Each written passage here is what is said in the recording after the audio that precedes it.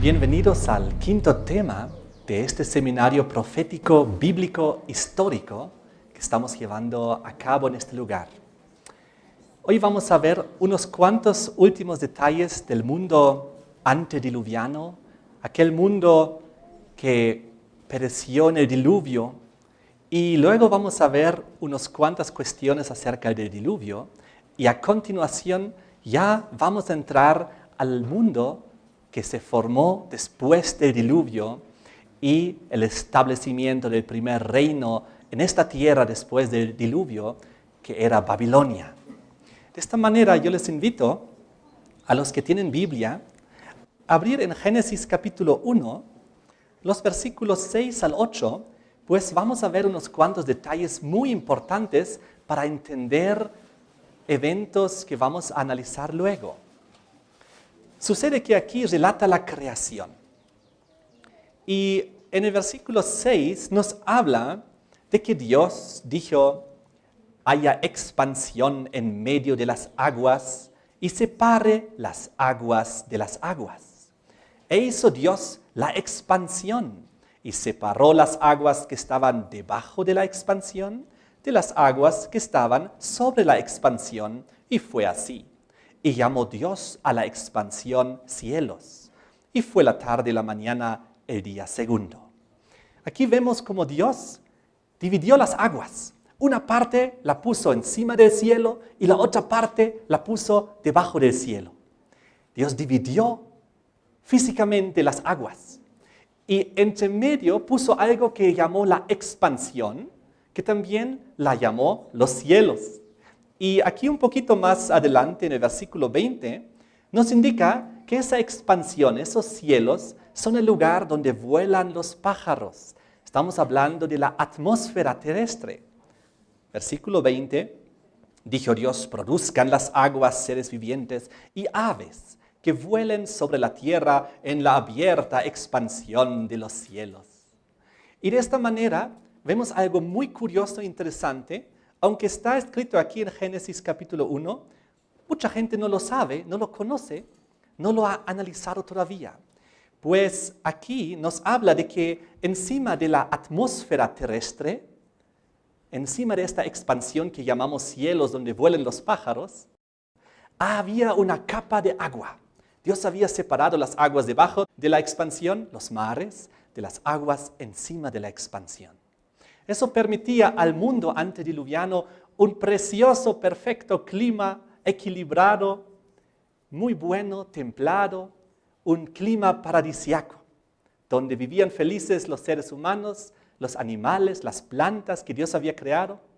Y no hay que confundir esta expansión, que es la atmósfera, con una otra expansión que muestra aquí en Génesis capítulo 1, que es la expansión espacial, donde están el sol, la luna y las estrellas. La menciona aquí en el versículo 14, donde Dios dice: haya lumbreras en la expansión de los cielos para separar el día de la noche, y sirvan de señales para las estaciones, para días y años, y sean por lumbreras en la expansión de los cielos para alumbrar sobre la tierra. Y así fue. Hizo Dios dos grandes lumbreras: la lumbrera mayor, el sol, para que señorease el día, y la lumbrera menor, la luna, para que señorease en la noche. Hizo también las estrellas, y las puso Dios en la expansión de los cielos para alumbrar sobre la tierra. Pero esta es otra expansión, esta expansión espacial, allá afuera, mucho más allá de aquella capa de agua que Dios había puesto, allá donde Dios puso sol, luna y estrellas. Muy bien, entonces tenemos dos expansiones de los cielos claramente definidas, pero hoy nos vamos a dedicar a la primera, a la más cercana, a la atmósfera donde vuelan los pájaros. Y de esta manera Dios había hecho todo muy bien. Vamos al versículo 9 y analizamos un detalle adicional. Dijo también Dios: júntense las aguas que están debajo de los cielos en un lugar y descúbrase lo seco. Y fue así. Llamó Dios a lo seco tierra, y a la reunión de las aguas llamó mares. Y vio Dios que era bueno. Lo seco, ¿cómo lo llamó? Tierra, singular. Un lugar de tierra donde Dios luego puso las plantas, los animales, al ser humano y, en plural, los mares. Pues alrededor de la tierra que Dios había hecho un gran continente donde vivíamos los seres humanos antes, alrededor estaban los mares, seguramente el mar del norte, del sur, del este, del oeste. Era muy interesante. La tierra estaba unida, la humanidad estaba unida en un continente, supercontinente, un gran lugar. Y aparte de eso también, la gente hablaba solo un idioma, aquel idioma que Dios había dado a Adán y Eva. Y Adán y Eva hablaban un mismo lenguaje y eso lo transmitieron a sus hijos y ellos a sus descendientes y así consecutivamente.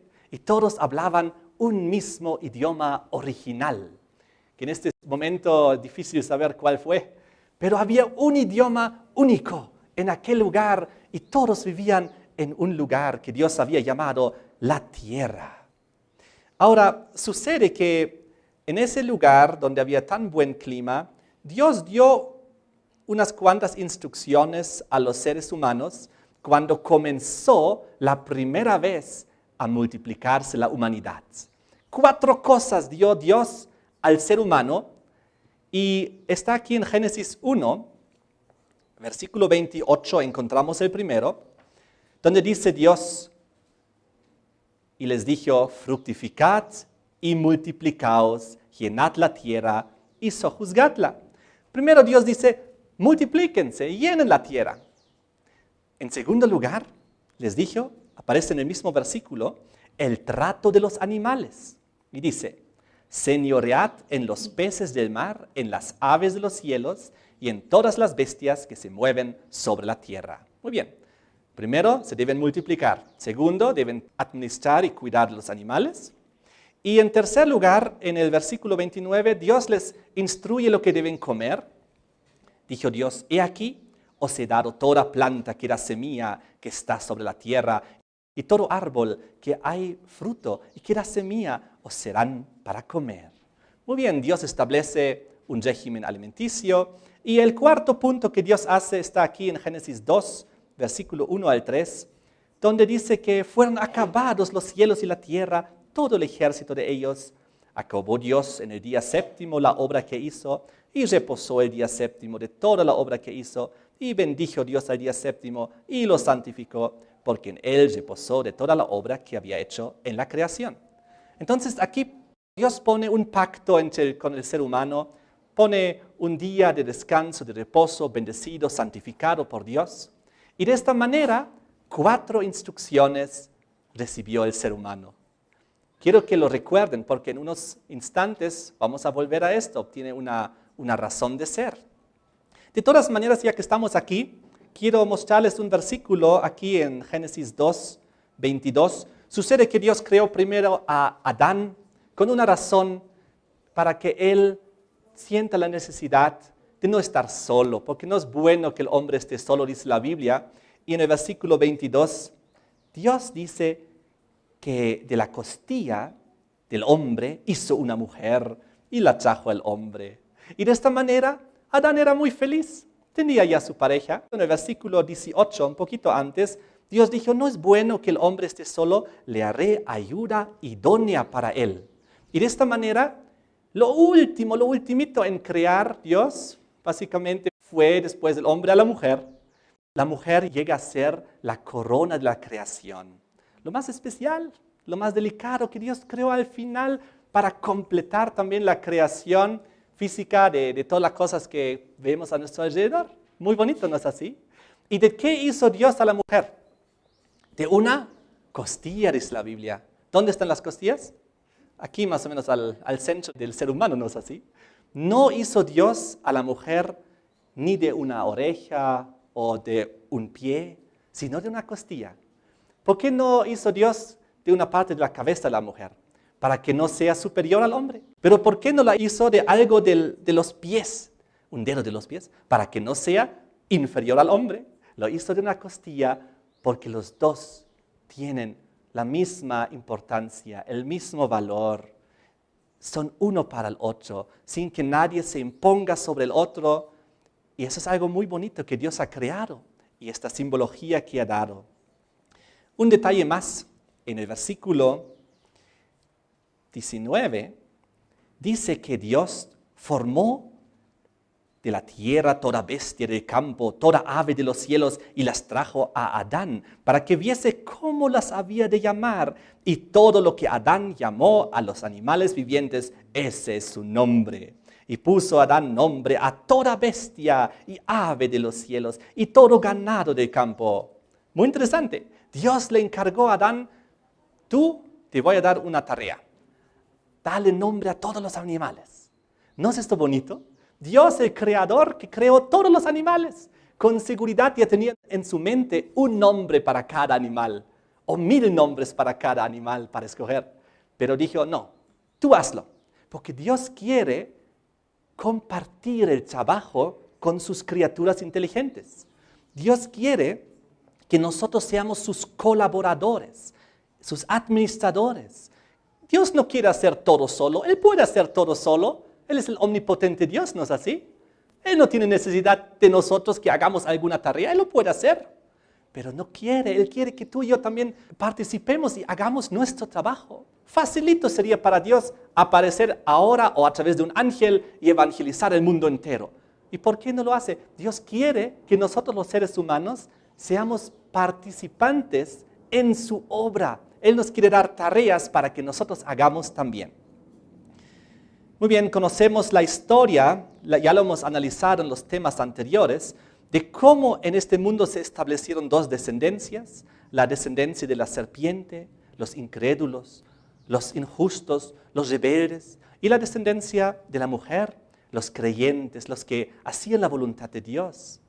Entonces, hemos visto cómo esto se desarrolló y luego, una vez que comenzó una terrible mezcla abominable que Dios no podía aceptar, este mundo se llenó de maldad, de violencia, de crueldad, poligamía y también de venganzas.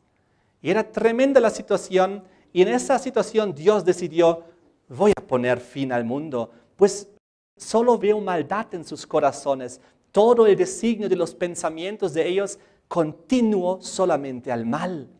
En Génesis 6 ya lo hemos estudiado esto. Pero afortunadamente había un remanente, había todavía una familia que hacía la voluntad de Dios, la familia de Noé. Y acerca de ellos en Génesis 6, versículo 8, después de describir la maldad de la tierra, dice, pero Noé halló gracia ante los ojos del Señor. Y el versículo 9 dice, estas son las generaciones de Noé. Noé, varón justo, era perfecto en sus generaciones. Con Dios caminó Noé. Era un hombre que frente a toda la maldad que existía en la tierra, se mantuvo fiel con Dios y caminó con Dios igual que Enoc. Y obviamente su esposa estaba con él. Y luego tuvo 3 hijos que se casaron con 3 mujeres, que eran mujeres buenas. Y entre los 8 juntos, Dios les encargó que hagan el arca, para que a través del arca ellos puedan sobrevivir en el diluvio que Dios iba a enviar. Entonces, lo que pasó fue que desafortunadamente llegó el día de la destrucción del mundo a través del diluvio. Yo lo llamo el primer fin del mundo.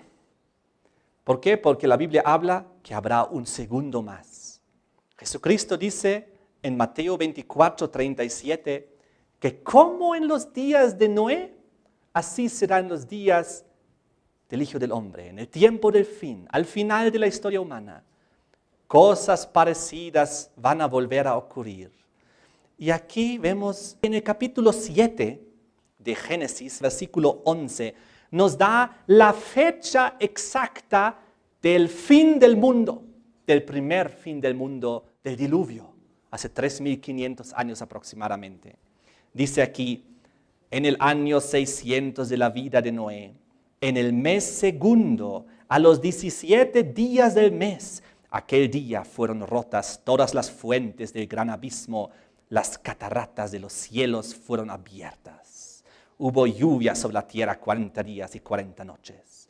Aquí nos da la fecha exacta, en el año 600 de la vida de Noé, En el mes segundo, a los 17 días del mes, ahí ocurrió que las cataratas de los cielos se abrieron, que las fuentes del gran abismo se rompieron y se abrieron, y comenzó el diluvio que trajo el fin a este mundo. Es muy interesante ver aquí que el diluvio no es lo que nos imaginamos muchas veces, que eran muchas gotitas como nosotros conocemos una lluvia típica. Aquí nos indica que las cataratas de los cielos fueron abiertas. ¿Qué son cataratas? Cataratas no es unas cuantas gotitas. ¿Alguna vez han ido a ver algunas cataratas? Son enormes cantidades de agua que bajan con gran poder a la tierra. Son muy poderosas.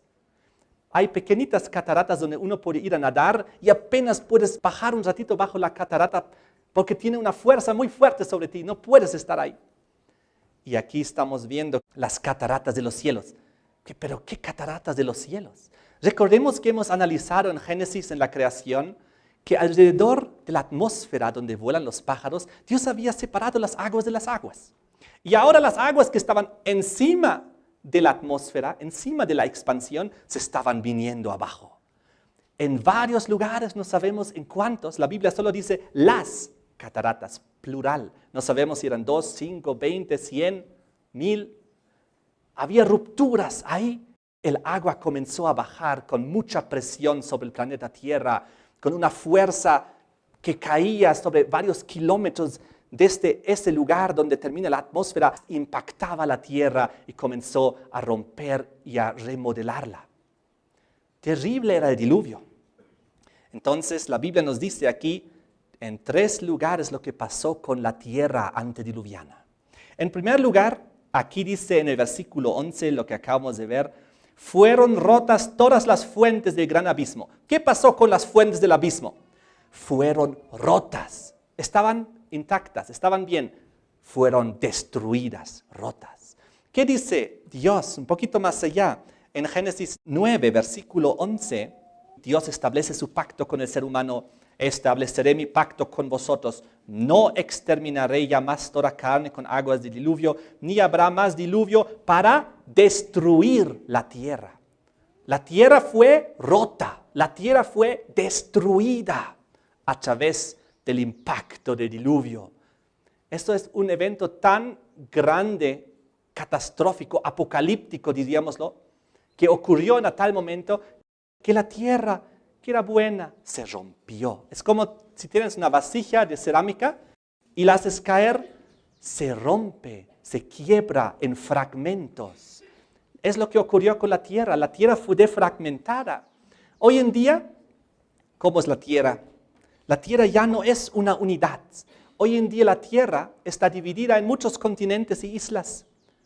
Ustedes alguna vez quizás han hecho la prueba en un mapa y uno puede agarrar los continentes y de alguna manera unirlos como en un rompecabezas, como en puzzle, ¿no es así? Los científicos en la antigüedad hablan de esto como Pangaea. Hoy en día los científicos evolucionistas, ellos reconocen que la Tierra antes era una, pero ellos piensan que fue hace 250 millones de años. Y que entonces de alguna manera comenzó a separarse, a dividirse en los últimos 250 millones de años. Y ellos llaman al planeta original Pangaea. Pan, del griego unido o entero, y Gaea, tierra. Tierra unida, tierra entera. Entonces aquí, por ejemplo, vemos en esta ilustración cómo Sudamérica y África, tú los puedes unir perfectamente. Es muy interesante. Y en esta otra ilustración, vemos cómo ellos se lo imaginan, Pangaea, donde los continentes todavía estaban juntos, y luego se fue a través, según ellos, de los millones de años, separando hasta la situación actual del planeta Tierra que conocemos allá abajo. Muy bien, muy interesante lo que ocurrió. La Biblia dice, a través del diluvio, la tierra fue rota, fue destruida. Lo que antes era bueno, una unidad, ya no lo es. Entonces, ¿qué pasó?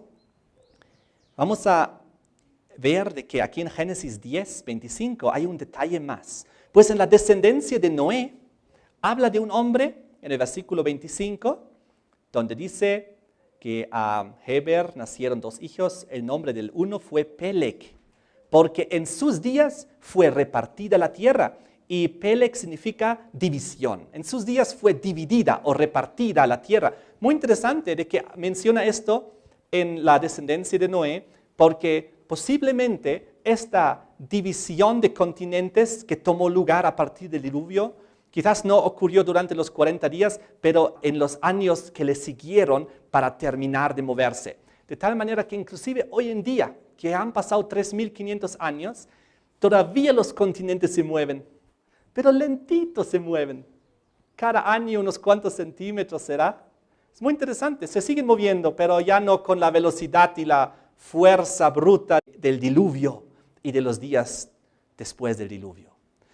Entonces, ocurre un dato curioso que tenemos que analizar en este momento. Es importante para el estudio futuro de Daniel, cuando lleguemos muy pronto ahí, que aquí en Génesis, capítulo 7, cuando habla del comienzo del diluvio, del comienzo del fin del mundo, en el versículo 11 nos da una fecha, ¿recuerden? Dice, en el año 600 de la vida de Noé, en el mes segundo a los 17 días del mes. Mes segundo, 17 días.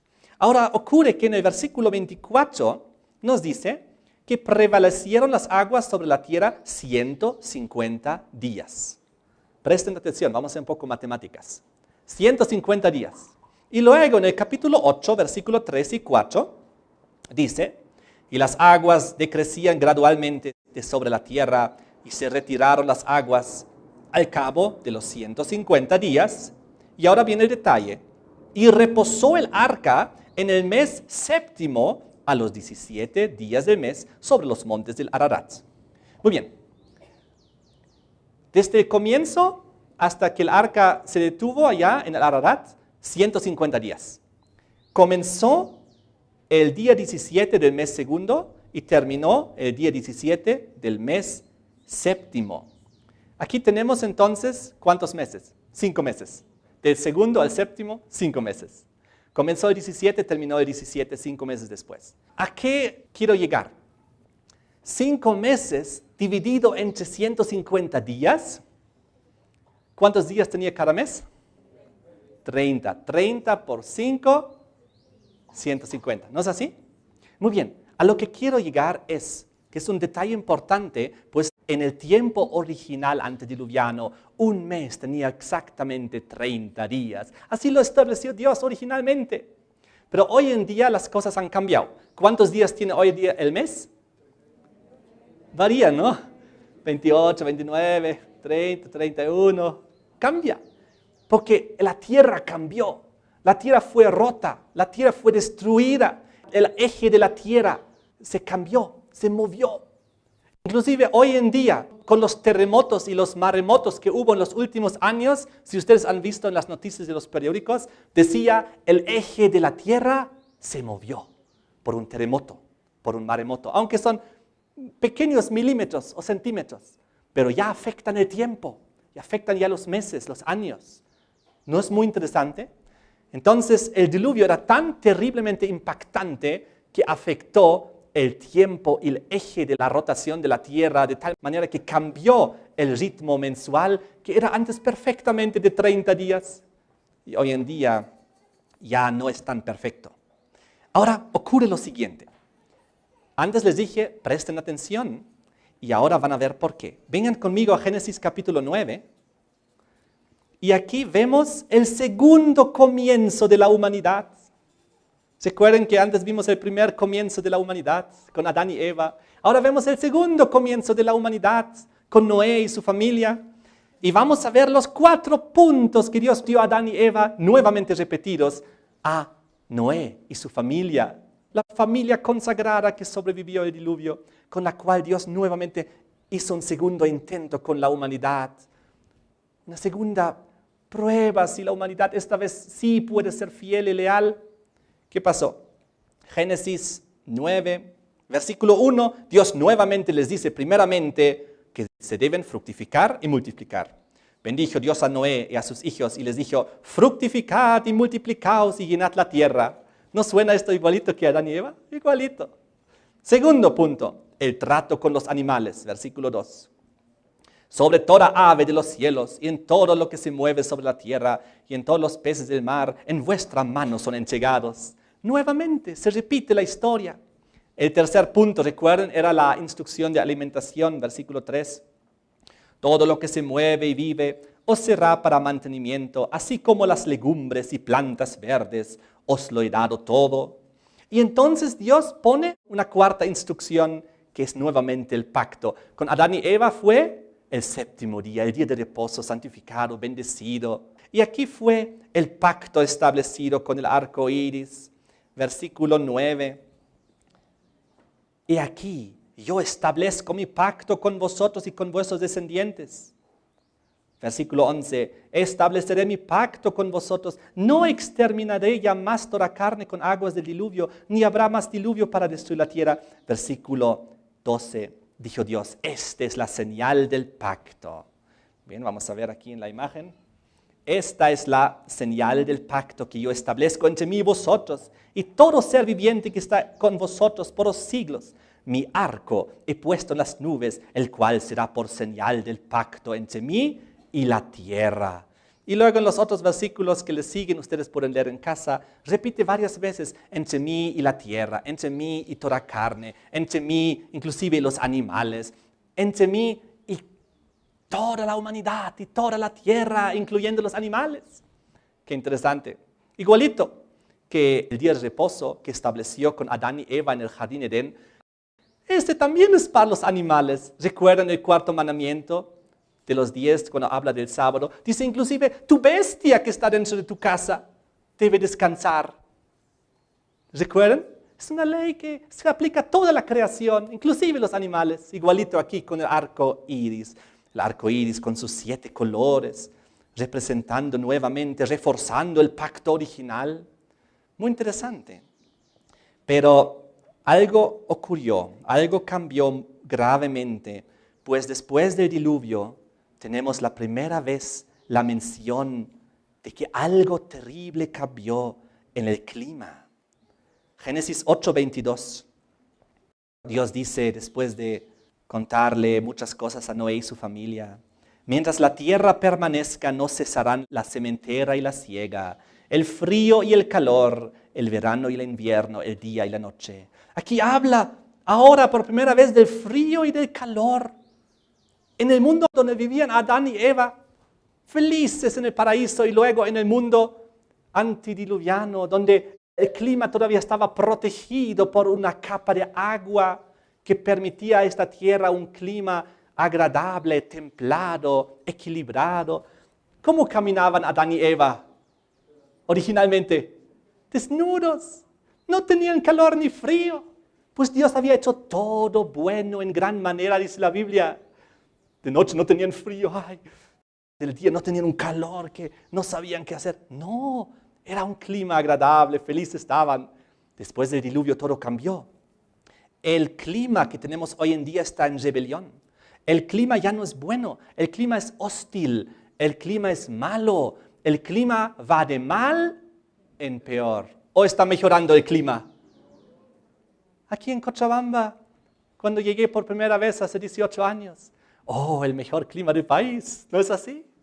Templado, rico, uno nunca caminaba y transpiraba.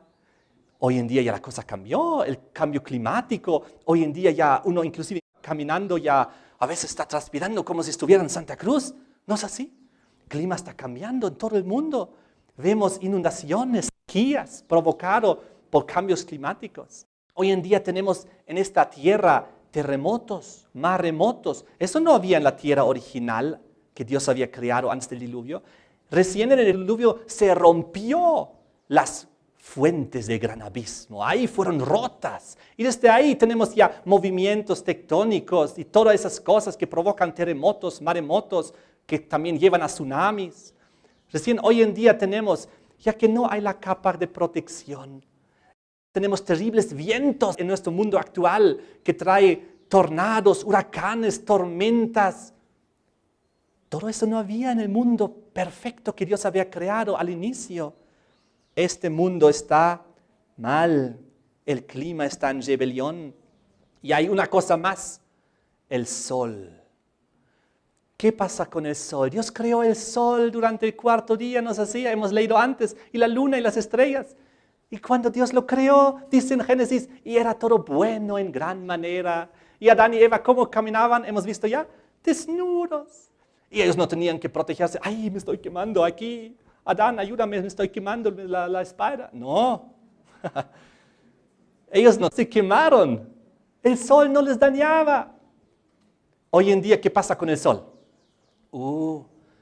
Si no te proteges del sol, ¿qué pasa contigo?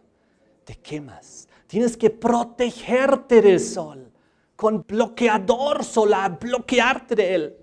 Con sombreros, con gafas de sol grandes para que no te irrite los ojos. Mucha gente camina con paraguas para protegerse del sol. ¿Qué pasa si vas a la playa y te echas ahí?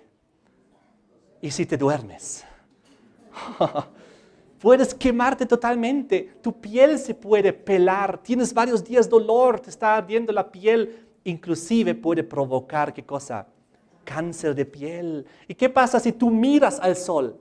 A ver, mira un ratito a este foco, ni siquiera este foco puedes mirar mucho tiempo, ya te está comenzando a doler los ojos. Este foco no es nada en comparación al sol. Si tú miras al sol, ¿qué pasa con tus ojos? Tú puedes enceguecer. El sol hoy en día es peligrosísimo, te quema, te puedes quemar y quedar ciego. El sol es hoy en día ya no tan bueno. Pero les pregunto, ¿el sol cambió? ¿Es que el sol cambió? No, el sol es el mismo de antes. ¿Qué es lo que cambió? La capa protectora de agua ya no está, ya no hay. Hoy en día tenemos que estar vestiditos para protegernos del sol, de la lluvia, del viento, del frío, del calor, de todo. Pero Dios un día, cuando Él va a retornar, según sus promesas, en su segunda venida, y Dios va a recrear luego los cielos y la tierra, ¿qué dice la Biblia? Una entre muchas cosas, Apocalipsis 7:16, porque el Cordero que está en medio del trono los pastoreará, los guiará a fuentes de aguas de vida. Dios enjugará toda lágrima de los ojos de ellos. Versículo 16, el anterior. Ya no tendrán hambre ni sed, y el sol no caerá más sobre ellos, ni calor alguno. Ya no habrá ni calor, ni frío. Volvemos al paraíso, volvemos al Edén restaurado en un cercano futuro. Cuando Dios les vestió de túnicas de pieles, cuando tuvieron que salir del paraíso, porque Dios les otorgó el perdón, porque el Cordero de Dios fue sacrificado, su sangre inocente fue derramada para cubrir nuevamente la desnudez, el pecado de Adán y Eva, ¿recuerdan? No los vistió por causa de que ahora el clima había cambiado en el tiempo de Adán y Eva. El clima seguía intacto durante 1600 años hasta el diluvio. Sus ropas no eran para protegerse del sol, de la lluvia, del viento, de nada. Era una ropa para protegerse espiritualmente, simbólicamente, contra ya la tentación que ya había inundado el mundo, contra los malos pensamientos que habían inundado al mundo. No era todavía una protección climática. Eso es hoy en día. Qué interesante. Ahora lo que pasó fue que el sol no cambió. Lo que cambió fue que la capa protectora ya no está, se vino abajo. Y entonces tenemos que protegernos hoy en día del sol, pero no solo físicamente, sobre todo espiritualmente. Pues después de que este mundo comience por segunda vez y Noé y su familia salgan del arca y vuelvan a multiplicarse, comenzaron bien, pero Dios conoce el futuro. Dios sabía lo que iba a venir, y lo que iba a venir es la adoración al sol. La adoración al sol. Y Dios les quería proteger también espiritualmente. Por eso Dios les puso una señal, el arco iris, y les dijo: esta es la señal de mi pacto con ustedes y la tierra y todos los descendientes y todos los animales y todos. Esta es. Porque el arco iris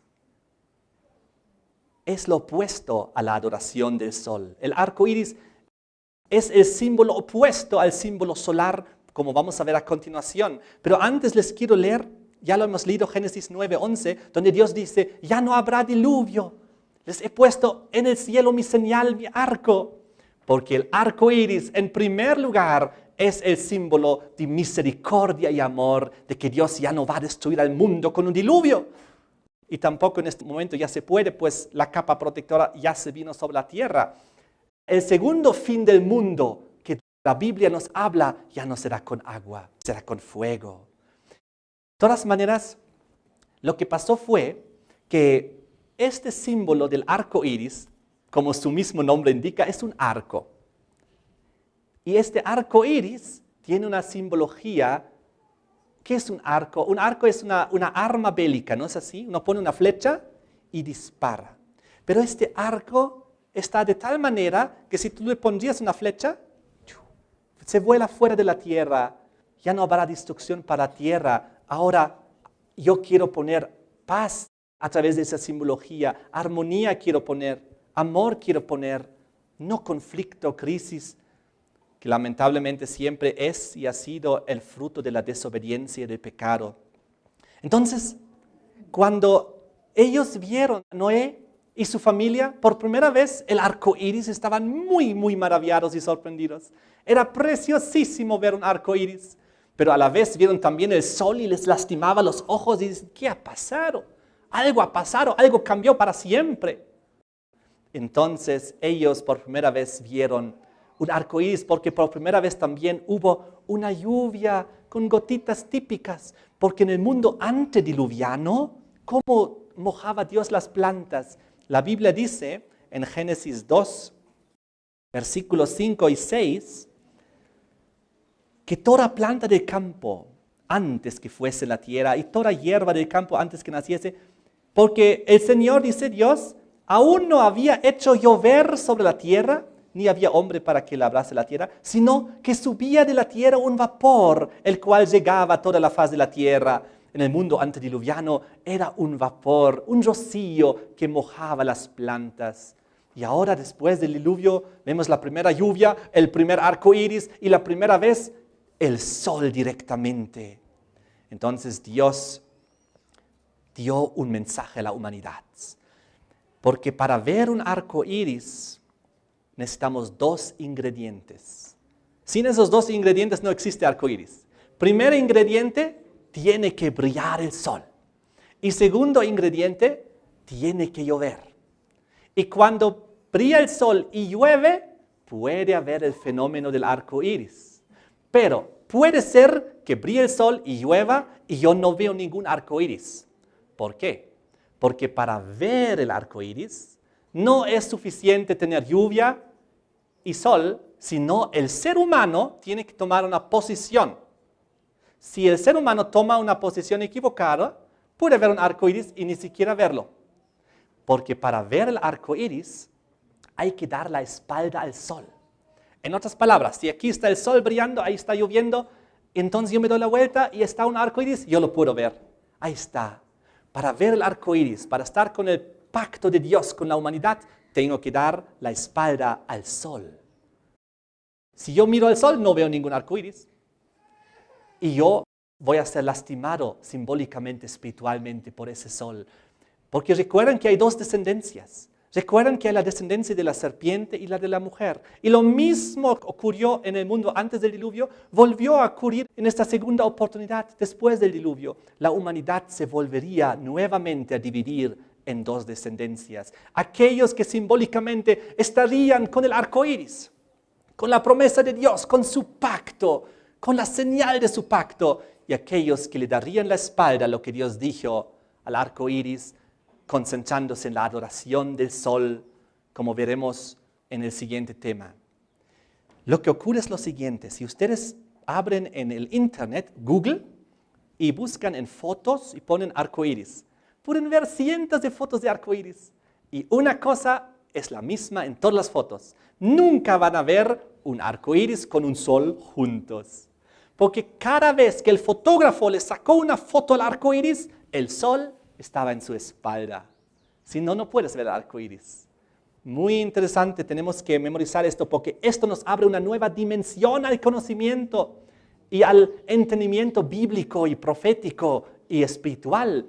Pues iris ya no solamente es un símbolo de que Dios ya no va a destruir la tierra, que Dios es un Dios de amor y misericordia, sino Dios establece aquí claramente, viendo el futuro, habrá un problema, se impondrá en este mundo la adoración del sol. Pero yo les quiero prevenir, no miren al sol, no se concentren en el sol, den la espalda al sol y todo lo que tiene que ver con el sol, espiritualmente hablando. Pues el sol en sí no es malo, ha sido creado por Dios, ¿no es así? El sol no tiene la culpa, pero el sol lamentablemente, espiritualmente hablando, ha sido ocupado también por el enemigo que lo utiliza para la falsa adoración. De esta manera, vamos a ver de que en Deuteronomio, capítulo 4, hay una de varios lugares en la Biblia donde Dios advierte de lo siguiente. Nuestro Creador nos advierte de lo siguiente, Deuteronomio 4, 15. Guardad pues mucho vuestras almas. ¿Qué debemos guardar? Nuestras almas. ¿Cuánto? Mucho. Pues ninguna figura visteis el día que el Señor habló con vosotros de en medio del fuego, para que no os corrompáis y hagáis para vosotros escultura, imagen de figura, efigie de varón o de hembra. Entonces, guardad mucho vuestras almas. ¿Para qué? Para no corromperos y caer en lo que es la idolatría. Pero ahora viene el versículo 19. No sea que alces tus ojos al cielo y viendo el sol, la luna y las estrellas y todo el ejército del cielo, seas impulsado y te inclines a ellos y les sirvas. Oh, protección, cuidado, gran advertencia contra la adoración de los astros, sol, luna y estrella, porque esto es algo muy grave. Guardad mucho vuestras almas, no os corrompáis, no hagáis esas cosas. Dios sabía que iba a ocurrir y que el mundo entero se iba a poner y inclinarse ante los astros, como vamos a ver en el siguiente tema, ante el sol, la luna y las estrellas, y que ahí vamos a ver la segunda vez la descendencia de la serpiente del diablo nacer en esta tierra. La descendencia de la serpiente volvió a renacer después del diluvio a través de un personaje. ¿Quién era el personaje a través del cual la descendencia de la serpiente creció por primera vez en la historia humana después de Adán y Eva? Era Caín, ¿recuerdan? Y ahora vamos a ver quién era el personaje después del diluvio, cuando el segundo intento de la humanidad, quién ahora es el personaje principal para iniciar la descendencia de la serpiente en este mundo actual que vivimos hoy en día. Vengan conmigo a Génesis capítulo 10. Y en Génesis capítulo 10 vemos los descendientes de los hijos de Noé.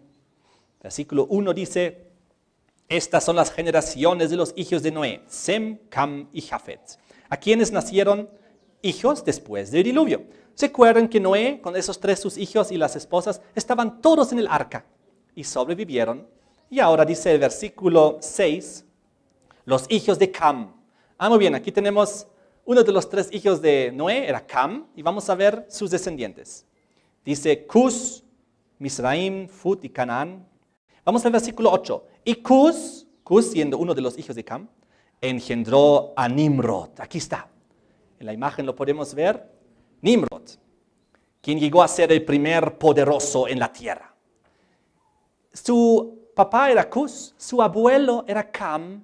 Cam estaba en el arca y su bisabuelo era Noé. Su abuelo y su bisabuelo estaban en la arca, habían sobrevivido el mundo antiguo. Y él, 2 generaciones después ya, teniendo con vida a su abuelo y su bisabuelo, decidió rebelarse contra Dios. Y decidió hacer lo siguiente, siguiendo el camino de Caín. Dice el versículo 9, este fue un vigoroso cazador delante del Señor, por lo cual se dice, así como Nimrod, vigoroso cazador delante del Señor. Y fue el comienzo de su reino, Babel. Oh, muy interesante. ¿Con qué ciudad comenzó su reino? Babel. Luego Erech, Acat y Calne en la tierra de Shinar. Luego salió de esta tierra para Asiria, edificó Nínive, Rehoboth, Cala y Resén entre Nínive y Cala, la cual es la ciudad grande. Aquí vemos a Nimrod. Nimrod decidió levantar la primera ciudad del mundo después del diluvio. Igual como Caín lo hizo la primera ciudad del mundo original, donde vivían Adán y Eva. ¿Y qué dice aquí? Que fue un poderoso cazador. La Biblia dice delante del Señor, pero la traducción correcta no es delante, sino en contra del Señor. Delante del Señor puede sonar bastante positivo, ¿no? Yo estoy delante del Señor. Pero aquí delante del Señor es delante para enfrentarme a Él, para confrontarme contra Él. Delante de Él, contra Él, no en favor de Dios, sino enfrentarse.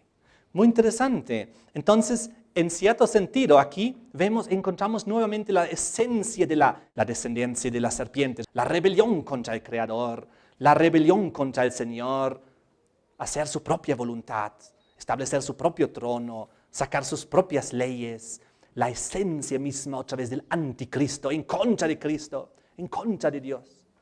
Y vemos aquí que su primer ciudad fue ¿qué? Babel.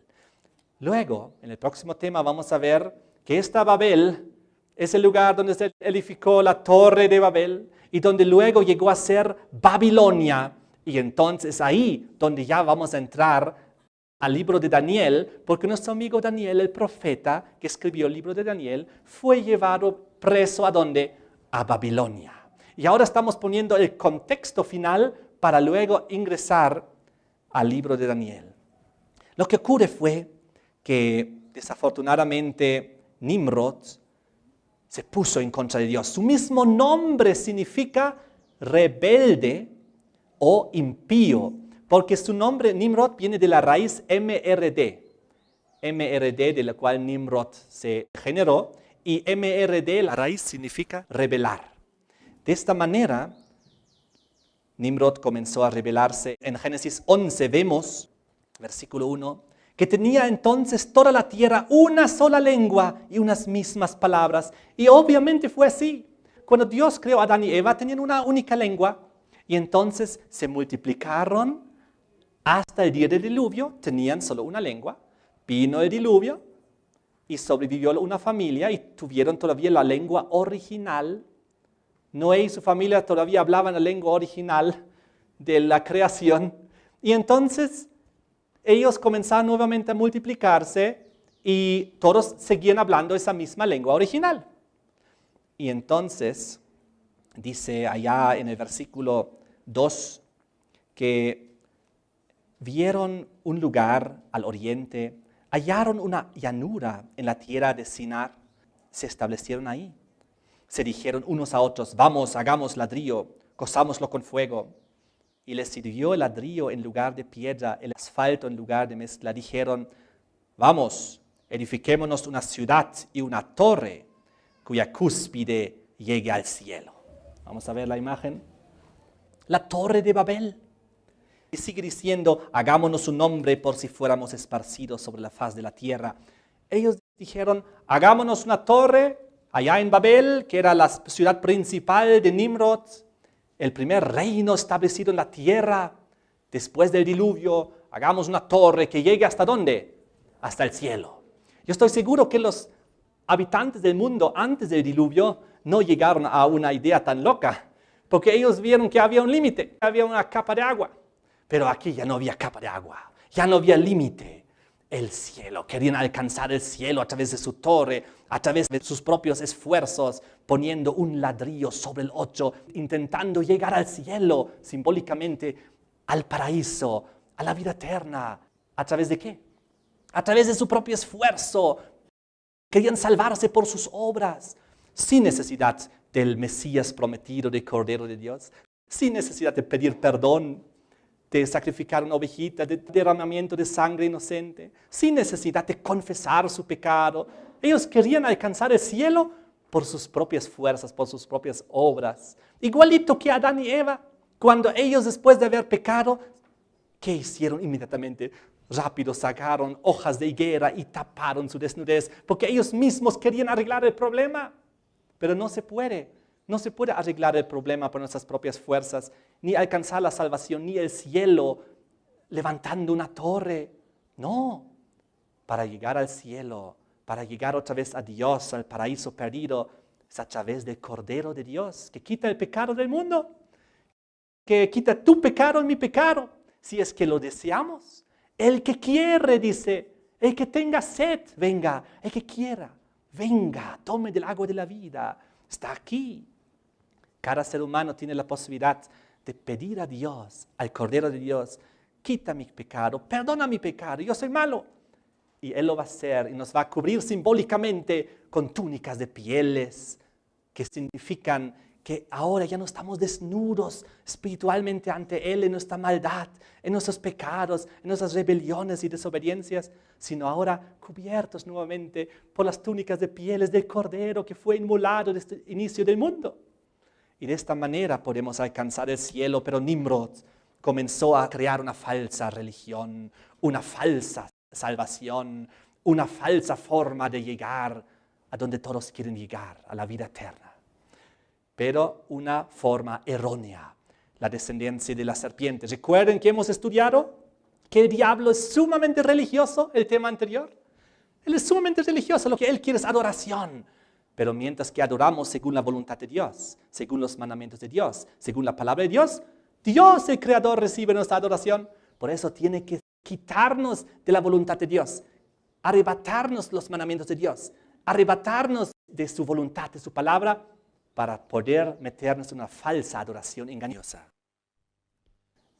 Quiero en este momento anunciar que en el siguiente tema vamos a ver un poco más detalle cómo Dios terminó el problema con esta torre impía que se estaba elevando y cómo entonces Dios hizo algo que es la confusión de lenguas, a través de la cual este mundo que antes tenía una lengua fue confundida sus lenguas y la gente fueron esparcidos sobre toda la tierra, pero con un problema, con esa creencia que habían obtenido de Babilonia, con esa adoración del sol que habían aprendido ahí.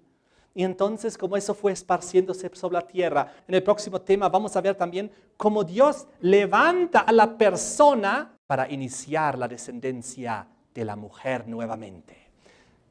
En Génesis vimos, había dos hermanos, recuerdan, Caín comenzó la descendencia de la serpiente y Abel, que fue matado, fue reemplazado, sustituido por ¿quién? Por Set, que comenzó la descendencia de la mujer creyente en la tierra.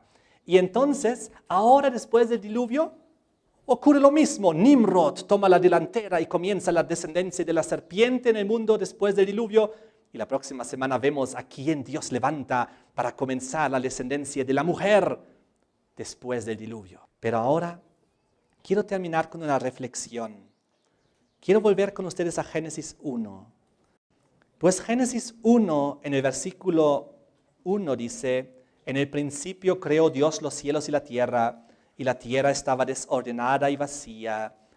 Las tinieblas estaban sobre la faz del abismo, y el Espíritu de Dios se movía sobre la faz de las aguas. Este mundo, al inicio, la Biblia lo llama un gran abismo. Estaba vacío, estaba oscuro, no había vida, no había todavía plantas, ni animales, ni seres humanos. Y Dios entonces, a través de su Espíritu, comienza también a ordenar las cosas. Lo primero que hizo Dios fue, sea la luz. Dios pone luz. Y una vez que hay luz, comienza a poner orden. Comienza a separar las aguas, lo seco de lo mojado. Igual que nosotros, recién tenemos que prender la luz para ver y luego comenzamos a ordenar las cosas. Entonces, una vez que Dios ordenó las cosas, comenzó a poner vida. Primero plantitas, luego animalitos y luego el ser humano. Y cuando ya estaba todo con vida, ¿qué hizo Dios al final? Dijo, ahora establezco mi pacto con ustedes. El día de reposo para santificarlos y bendecirlos, para estar juntos. El clímax, lo que lo completa todo. ¿De qué me sirve tener algunas plantas, haber sido creado, pero no tener reposo ni a Dios, ni bendición, ni santificación, ni nada? Recién el séptimo día lo completó. Ahora, ¿qué ocurrió? Ocurrió que hoy en día, cuando nosotros conocemos a Dios, en nosotros tiene que ocurrir lo mismo. El Espíritu de Dios tiene que entrar en nuestra vida. Nuestra vida puede estar oscura, desordenada, vacía y sin vida. Y lo primero que Dios hace en nosotros es luz. ¿Qué es la palabra de Dios? Una luz. La Biblia dice que es una luz. Primero viene el conocimiento y vemos que estamos desordenados y vacíos y sin vida. Luego Dios, a medida que Él avanza el proceso con nosotros, comienza a ordenar nuestras vidas. El desorden lo comienza a ordenar. Y finalmente Dios comienza a poner vida en nosotros. Vida espiritual. Y finalmente, cuando tenemos vida espiritual, Dios puede poner en nosotros su santidad, su bendición y su unión con nosotros. ¿No es maravilloso esto? Quiero terminar leyendo un versículo en Salmos 51, versículo 10, para que todos nosotros estemos en la descendencia de la mujer, que nadie esté en la descendencia de la serpiente. Salmos 51, 10. Crea en mí, oh Dios, un corazón limpio y renueva un espíritu recto dentro de mí. Crea, renueva. Haz la obra de la creación una vez más, pero ahora en mi vida. Pon luz, pon orden, pon vida, pon santidad, pon justicia, pon bendición. Amén. Muchas gracias por ver este video. En este enlace puede ver el siguiente video y en este enlace donde dice navegando del pasado al futuro.net está nuestra página web donde puede encontrar todo este seminario bíblico, profético e histórico. Ahí va a encontrar también para compartir con sus amigos y a través de las redes sociales todos los videos y también el audio y también los textos por escrito. De esta manera que Dios te bendiga y comparte estos videos para que muchas más personas puedan conocer al Señor y la verdad profética y bíblica.